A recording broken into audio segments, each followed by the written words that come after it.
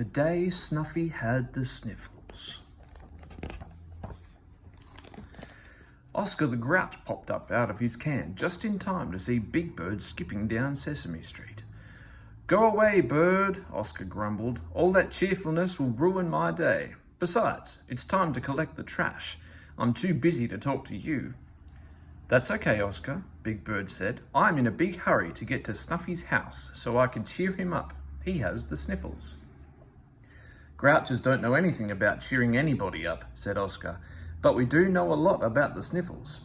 I have just the thing for you to take to old Snufflenose. Wait here." Before Big Bird could say anything, Oscar disappeared into his can, banging the lid shut behind him. Big Bird was waiting impatiently for Oscar when Cookie Monster came along. "What's the matter?" Cookie asked Big Bird. "Somebody eat all your cookies?" "Worse than that," Big Bird said. "Snuffy's got the sniffles and can't come out to play. I'm waiting for Oscar. He has a surprise for me to take to Snuffy." "Cheer up, surprise," said Cookie Monster. "Wait here." He left in such a rush that he nearly ran into Bert. As soon as Bert heard that Snuffy had the sniffles, he told Big Bird, "I know just the thing to cheer up a sniffly snuffleupagus. Wait here." He dashed into 123 Sesame Street before Big Bird could open his beak to say one word. Big Bird plopped down on the steps next to Oscar's can. "At this rate, I'll never get to see Snuffy," he said. He tapped his foot. He stood up. He paced back and forth. He sat down. Then he did the same thing all over again. Just when Big Bird decided that he couldn't wait 1 second longer, Bert ran down the steps and handed him a large shoebox. Big Bird peeked inside. "It's my bottle cap collection," Bert said proudly. "You can lend it to Snuffy. It will give him something fascinating to look at while he's sick in bed. There's nothing more exciting than bottle caps, except maybe paper clips." Before Big Bird could answer, Cookie Monster came back, huffing and puffing. He held out a slightly dented cookie tin. "Gee, thanks, Cookie," Big Bird said. He tugged at the lid.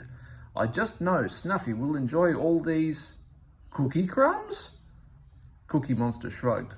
"Well," he said, "it's the thought that counts." He brushed chocolate chips and cookie crumbs off his tummy. "Sure cheered me up," he said. Just then Oscar popped back up. "Here, Bird," he said, "the perfect thing for old Snuffy." He placed a jar of something lumpy and green on top of the shoebox and cookie tin. "It's an old Grouch family recipe, handed down from Grand Grouch to Mum Grouch. It's sure to cure even snuffleupagus-sized sniffles. Sardine and sauerkraut soup," Oscar said. Bert and Cookie Monster held their noses. "Blah," they said. "You'd better get a move on, Bird," said Oscar. "Can't let that soup get too warm. Sardine and sauerkraut soup only tastes its worst when it's good and cold." Juggling the shoebox, the cookie tin, and the smelly Grouch soup, Big Bird started off again. He was glad to be on his way to Snuffy's at last. He got as far as the library when he met Betty Lou. As soon as she heard where Big Bird was going, Betty Lou said, "I know just the thing to cheer up Snuffy. Come on." Before Big Bird could make a peep, Betty Lou took him up the steps and into the library. "Everybody's sure in a hurry to make me wait," said Big Bird, looking around. Finally, Betty Lou came back. She balanced a thick book on top of Big Bird's bundles. "Here's an animal picture book for Snuffy to look at all by himself, and here's a monster storybook for his mother to read to him." She piled an even thicker book on top of the first one. "There's nothing like a good book to cheer you up," said Betty Lou. Big Bird's arms were so full he couldn't wave goodbye to Betty Lou. "It's a good thing Snuffy's cave isn't far," he said. "What do you have there, Big Bird?" the Count called from his castle window. "One shoebox, one tin, one jar, 2 books. Wonderful!" Big Bird told the Count why he was in a hurry.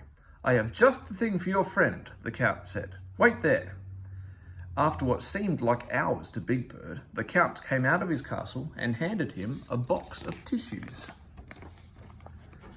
"Snuffy can count them, and count them as much as he pleases, and they'll come in handy whenever he sneezes," the Count said. Crinkled, wrinkled tissues stuck out of the box. I counted them myself. There are 200 tissues, the cow said. Big Bird tiptoed quietly past Gladys's barn. My, you do have your hands full, said Gladys the cow. These are surprises for Snuffy, Big Bird explained. He has the sniffles. I've been trying all morning to go cheer him up. Well, any cow knows there's only one way to do that, Gladys said. Wait here. Not again, Big Bird said, but Gladys had already trotted into the barn. Gladys' cheer-up present turned out to be a pint of ice cream. It was getting sort of soft and soggy in the noontime sun. Nothing puts you in a good mood like ice cream, Gladys said. Her bell tinkled as she balanced the squishy ice cream carton on top of the wrinkled tissues, and the books, and the jar, and the empty cookie tin, and the shoebox. Big Bird watched the sticky pink drops fall onto his toes. It's strawberry, Gladys explained. At last, Big Bird made it to Snuffy's cave without dropping a single present.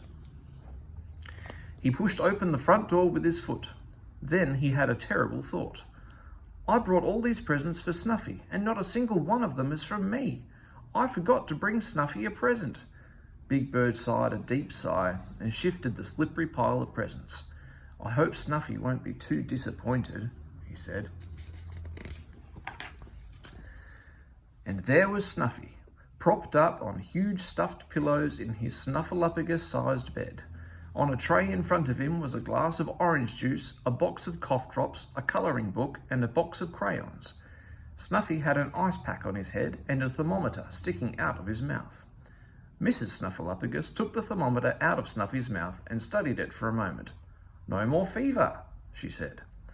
She took a bottle and measured the thick orange Sniffles medicine into a spoon. Snuffy swallowed it all. Mrs. Snuffleupagus gave him a big hug. Cheer up, son, she told him. You'll be out of that bed in no time. Uh-oh, Big Bird said. The cheer-up surprises were slipping from his grasp. Choo! Snuffy sneezed, a gigantic snuffle sneeze that rattled everything in the room. The presents crashed to the floor. Oh dear, said Mrs. Snuffleupagus. Big Bird stood in the doorway feeling sadder than ever. How could he cheer up Snuffy now? Snuffy blew his snuffle on a handkerchief the size of a tablecloth. Then he smiled at Big Bird. Oh, Bird, he snuffled. How did you guess what I wanted to cheer me up?